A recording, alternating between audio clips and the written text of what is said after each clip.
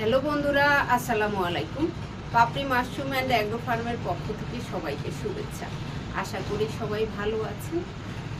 নতুন যারা চাষ করছেন তারা সাধারণত এরকম পিন হেড দেখেই অভ্যস্ত, কিন্তু এই পিন হেডের মতোই মনে করে থাকেন যে লম্বা একটা ডাটের মতো হয়ে পাতা কালো আকারে, হয়তো এটা জাত পিও10, তাই হয়তো কালো।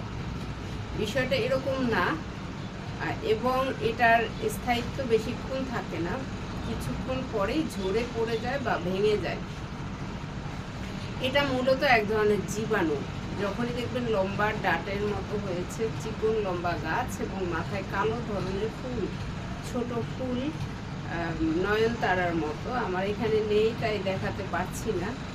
সাধারণত এগুলো নতুন হাতেই একটু বেশি হয়ে থাকে। পুরনো যারা, তারা আসলে যত্নটা যেভাবে ব্যালেন্স করতে পারে, নতুনদের অনেক সময় আবহাওয়ার কারণেও হতে পারে, তার হয়তো কোনো দোষ নেই, কিন্তু আবহাওয়াজনিত কারণেও এটা হতে পারে।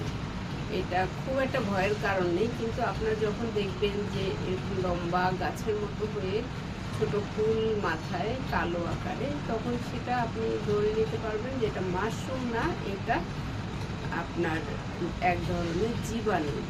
কারণ আমার একজন নতুন উদ্যোক্তা ভয় পেয়ে গিয়েছেন এবং মন খারাপ হয়ে গিয়েছে যে দেখলাম বেশ সুন্দর লম্বা হয়েছে, কিন্তু সেটা কিছুক্ষণ পরে আবার ভেঙে পড়ে গিয়েছে।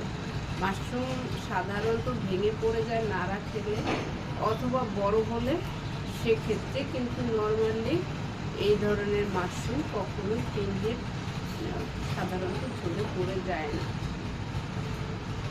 আশা করি এই বিষয়টা ক্লিয়ার হবেন। যারা জানতেন না তারাও জেনে নেবেন। ভালো থাকুন, সুস্থ থাকুন, নিয়মিত ঘরে ঘরে মাশরুম চাষ করে নিজের পুষ্টির চাহিদা মিটিয়ে দিন এবং মাশরুম সংক্রান্ত যে কোনো বিষয়ে জানতে মেসেজ দিয়ে রাখতে পারেন। ধারাবাহিকভাবে চেষ্টা করব ভিডিও আকারে দেওয়ার, যাতে আপনিও জানতে পারেন এবং বাকিরাও যাতে জানতে পারে যারা জানেন না।